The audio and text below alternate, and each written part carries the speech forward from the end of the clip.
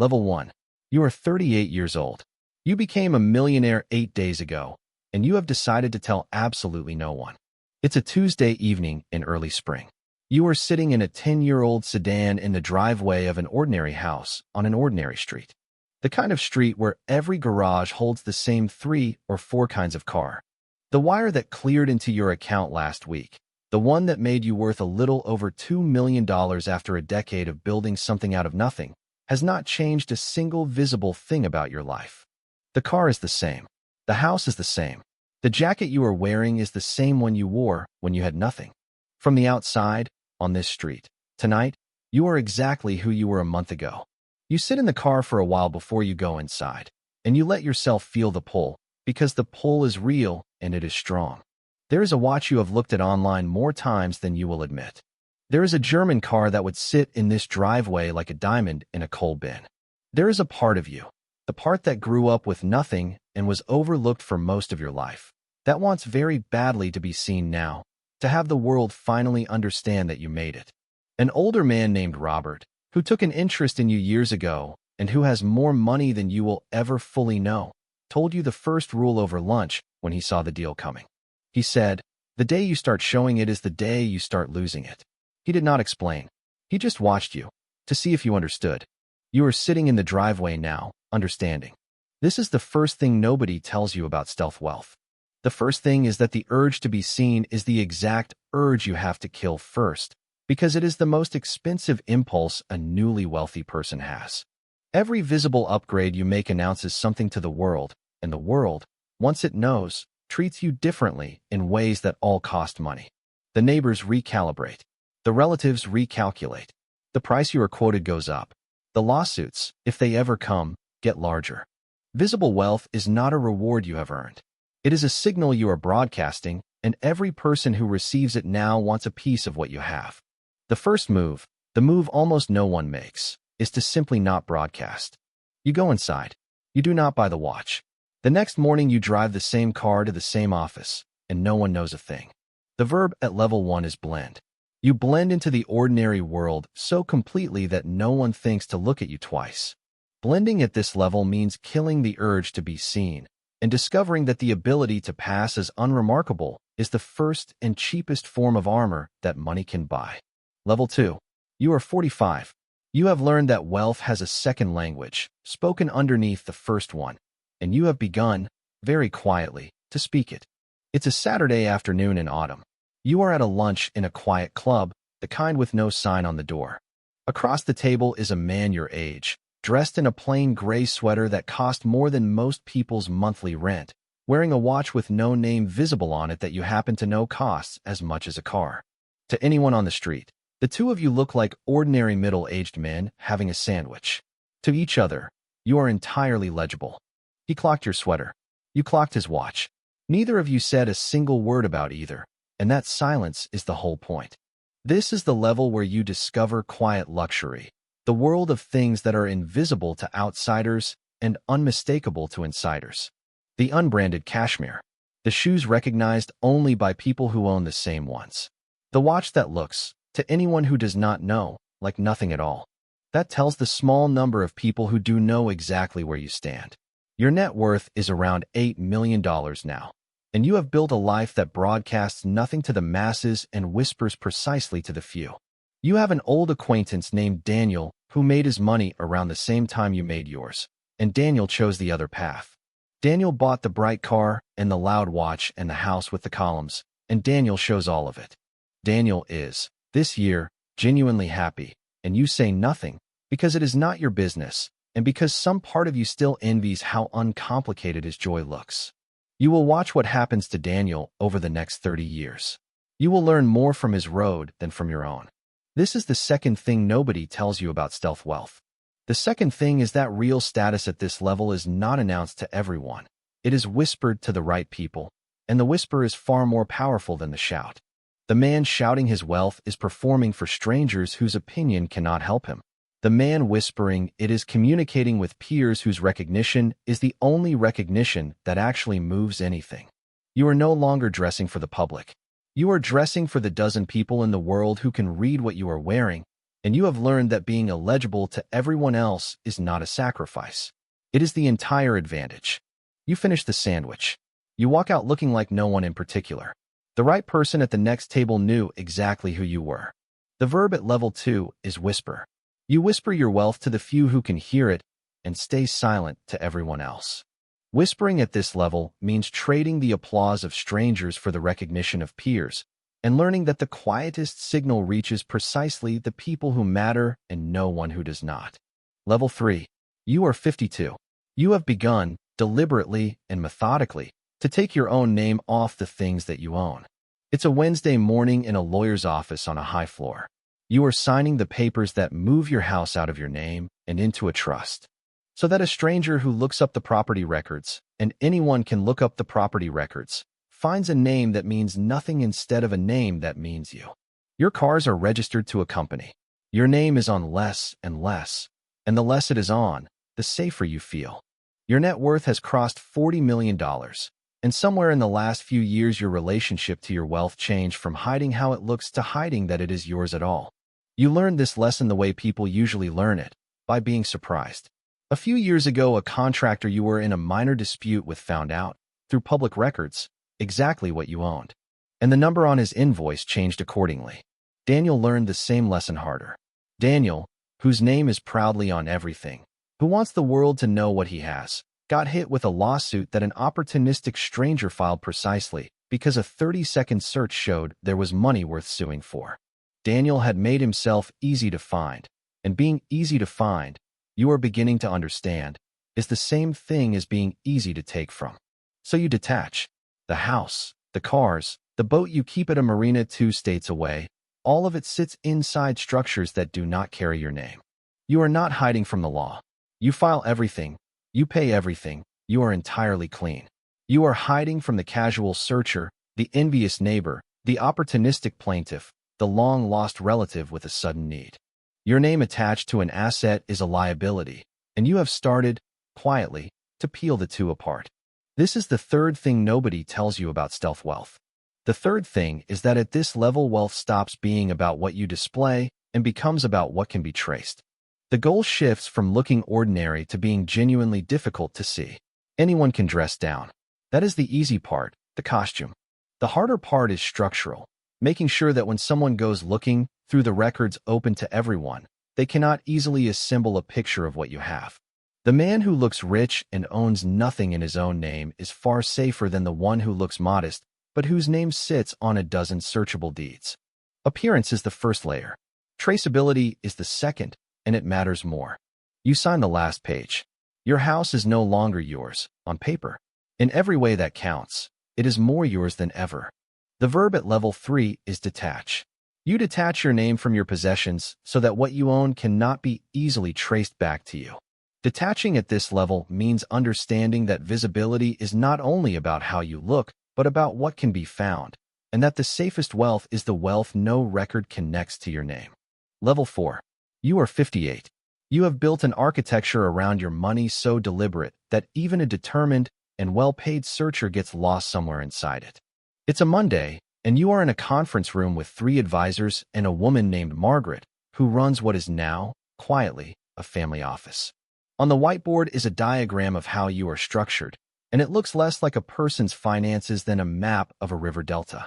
Holding companies that own holding companies, trusts that hold their shares, entities in your wife's name and your children's names, and the names of structures with no obvious connection to any of you. Your net worth is somewhere past $200 million. You could not, off the top of your head, name everything you own, and that is entirely by design. This is the level where stealth wealth becomes a profession practiced by a team. You no longer hide your wealth personally, the way you once chose not to buy a watch. You employ people whose entire job is to make sure the office building your company leases is owned by an entity that traces to another entity that traces, eventually, and only after great effort, to a trust that benefits your children. Your name appears on almost nothing. When you buy something significant, it is rarely bought by you. It is bought by a structure, and the structure makes a journalist or a litigant or a curious stranger give up long before they reach you. Daniel, meanwhile, got divorced this year. It was brutal and it was public, And because everything Daniel owned was in Daniel's name and plainly visible, the division of it was a simple matter of pointing at things. Daniel lost half of a fortune that everyone could see. You think about Daniel sometimes, not unkindly, as a man who insisted on being visible and paid, again and again, the tax that visibility charges. You have paid lawyers a great deal of money to never once have to pay that tax. This is the fourth thing nobody tells you about stealth wealth. The fourth thing is that at scale, invisibility is not a personal habit. It is a built structure, and the wealthy buy it the way they buy anything else, by hiring the best people to construct it. The architecture of trusts and holding companies is not, for the genuinely careful, about evading tax. You pay your tax. It is about evading attention, making yourself so difficult to map that the casual predator, and the world is full of casual predators, simply gives up and finds an easier target. You have learned that a fortune is safest when it has no single visible owner, and you have paid handsomely to ensure that yours appears to have none. Margaret closes the folder. Somewhere in the diagram on that whiteboard is everything you have. No one looking at you would ever guess where. The verb at level 4 is shield. You shield your wealth behind an architecture so layered that it no longer appears to belong to anyone. Shielding at this level means buying invisibility as a service, building a structure whose whole purpose is to exhaust anyone who comes looking, and learning that the best owned thing of all is the thing that seems to have no owner. Level 5. You are 64. You have begun, carefully, to remove yourself from every arena in which wealth is counted, ranked, and put on display. It's a Thursday, and a researcher from a magazine that publishes a famous list of the richest people in the country has been quietly trying to estimate your net worth. And Margaret has spent the week making sure they cannot. You do not want to be on the list. Being on the list is, to you, a kind of catastrophe, a public number attached to your name that every fraudster and fundraiser and resentful stranger in the country could read. You are worth around $600 million, and the single thing you want most from that money, more than anything it can actually buy, is for no one to know the number. This is the level where you withdraw from the social proof of wealth entirely. You stop appearing at the galas where attendance is a way of announcing that you have arrived. When you give money, and you give a great deal of it, you give it anonymously, through a foundation whose name says nothing about you, because you have learned that a name on a building is just another beacon. You decline the public board seats. You let younger, louder men take the visible credit for things you quietly funded. You have everything to gain from being underestimated and nothing at all to gain from being known. Daniel is not doing well. The loud car got older and was never replaced. The house with the columns is on the market. Daniel spent 30 years being seen, and being seen turned out to be expensive in 100 small ways that added up. The hangers-on, the deals that found him because he looked rich, the lifestyle he had to maintain because he had taught everyone to expect it. Daniel could never stop performing the wealth, because the performance had become who he was, and it quietly ate the very thing it was performing. This is the fifth thing nobody tells you about stealth wealth. The fifth thing is that the rankings, the lists, the galas, the named buildings, the public seats, all the machinery by which wealth is socially recognized, are things the truly wealthy spend real effort to stay out of. Because every form of recognition is a form of exposure. The man who wants to be on the list is still playing a game of status against strangers. The man who has truly arrived wants only to be left alone, and being left alone requires being forgotten by the public, which means withdrawing from every stage on which one might be remembered. You have chosen to be no one in public so that you can be entirely free in private. The magazine prints its list without you on it. It is, you think, the best money you never had to spend. The verb at level 5 is withdraw. You withdraw from every arena where wealth is displayed and ranked, choosing to be forgotten by the public on purpose. Withdrawing at this level means recognizing that recognition itself is the danger, and that the freedom you actually want can only be found off stage, unranked, and deliberately overlooked. Level 6. You are 70. You now move billions of dollars through the world without your face ever appearing anywhere in the frame. It's a Tuesday, and a company you have never publicly been associated with is being acquired, and you are the reason it is being acquired, and almost no one involved knows that. You hold your position through a fund, which holds it through another structure, which answers, eventually and privately, to you. You shape the outcome with a phone call to a man who makes a phone call to a man. Your net worth has passed $2 billion, and the defining feature of your wealth at this level is not its size, but its invisibility. The fact that you exercise enormous influence over things while remaining, to the public and even to most insiders, entirely absent from them. This is the level where you vanish from the operation of your own empire. You do not sit on the boards. Your name is not in the press releases. The people who run the companies you effectively control have, in many cases, never met you, and deal instead with the professionals who deal with you. You have become a kind of silent gravity, bending outcomes from outside the room, present in everything you touch and visible in none of it. The power is total. The face is gone. Daniel is gone too, in a different way. He died last year, not rich, and the obituary was longer than you expected, full of the parties and the cars and the brief bright decades when everyone knew his name.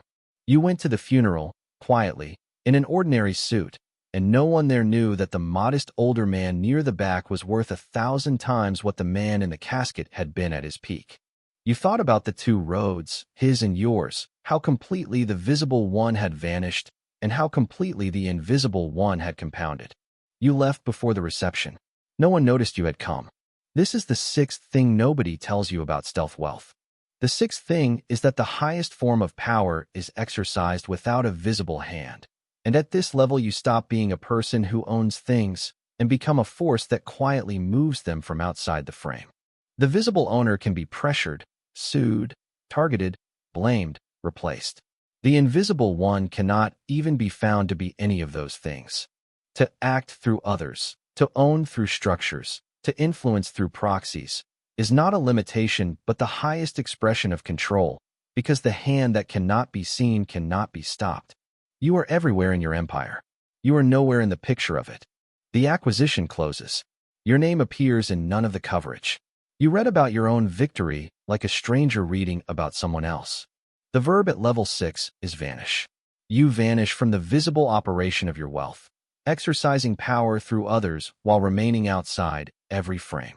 Vanishing at this level means becoming a force rather than a figure, learning that the hand no one can see is the hand no one can stop, and accepting that your greatest victories will be ones the world never knows are yours.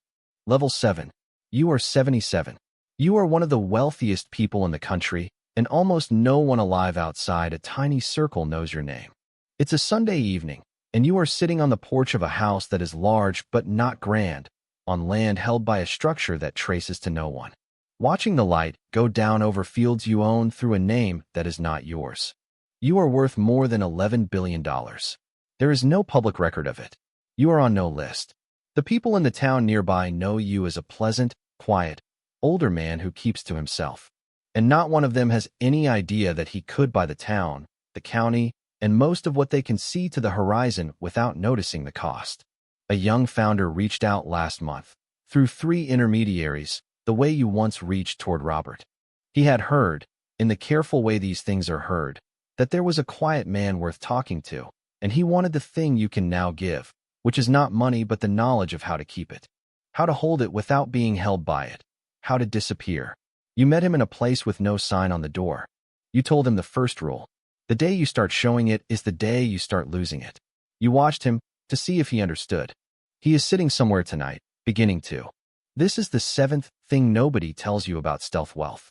The 7th thing is that at the very top, invisibility stops being a strategy and becomes the prize itself, the rarest and most expensive thing money can buy. The yacht is visible. The jet is visible. Every loud and famous luxury is, in the end, a way of being seen, and being seen is precisely what the truly wealthy spend the most to escape. What you have bought, with decades of discipline, is the one luxury almost no one with money ever achieves. You can go anywhere unrecognized. You can be robbed by no one, because no one knows to rob you. You owe no performance. You maintain no image. You are bothered by no one. And you are, in the only way that has ever mattered to you, completely free. But there is a price, and you feel it on the porch in the evenings. You have disappeared so completely from the dangerous world that you have also disappeared from the warm one. You give hundreds of millions of dollars anonymously, and no one ever thanks you, because thanks would require a name. You have spent a lifetime becoming unseen, and the unseeing is total. The same invisibility that keeps you safe keeps you unknown. And there are nights when the richest man for 100 miles would trade a great deal to be, just once, genuinely seen by someone who understood what he had built. You bought your way out of being a target. You bought your way out of being known. They turn out to be the same purchase. The verb at level 7 is disappear. You disappear so completely that you become a ghost who owns the world, free of every danger that visibility brings and absent from every warmth it carries. Disappearing at this level means achieving the final luxury, the freedom of being no one, and discovering, alone on the porch in the evening light, that the cost of being seen by no enemy is being seen by no one at all. The payoff. So let's pull this together. At level 1, you blend. The urge to be seen is the first impulse you kill, because being seen is expensive. At level 2, you whisper. Real status is read by the few who can decode it, not shouted at strangers who cannot help you. At level 3, you detach. Your name on an asset is a liability, so you peel the two apart. At level 4, you shield. At scale, invisibility is a built structure designed to exhaust anyone who looks. At level 5, you withdraw. The lists, the galas, the named buildings are all exposure, so you stay off the stage. At level 6, you vanish. The highest power has no visible hand, because the hand no one can see cannot be stopped. At level 7, you disappear. Invisibility is the final luxury, and its price is that the freedom of being no one and the loneliness of being no one are the same thing. Here is the thing nobody on YouTube will tell you about stealth wealth. Stealth wealth is not about taste, and it is not about humility. It is about safety, and it is about freedom. Every logo, every visible upgrade is a liability, a signal that turns you into a target for the lawsuit, the thief, the fundraiser, the resentful relative, the opportunist, the simple tax of being known. The genuinely wealthy hide their money not because they are modest, but because they have run the math, and the math says being seen is one of the most expensive things a rich person can choose to be. The loudest man in the room is almost never the richest. And at the very top, the logic completes itself. The ultimate luxury money can buy is not a possession, because possessions are visible, and visibility is the enemy. It is invisibility itself. The ability to own a great deal and be bothered by no one, to move through the world unseen and free. The man who has truly arrived is not the one you can see. He is the one you walked past on the street and never noticed, the quiet older man who could buy the building you were both standing in front of. If you are watching this with your first real money in your pocket, feeling the pull to finally show the world you made it, understand that the pull is the trap.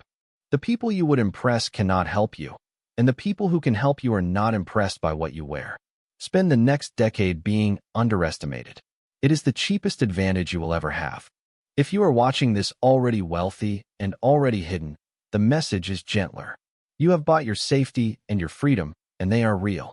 Just take care that disappearing stays a tool and does not become the whole of you, because invisibility to the world should never mean invisibility to the few who actually matter.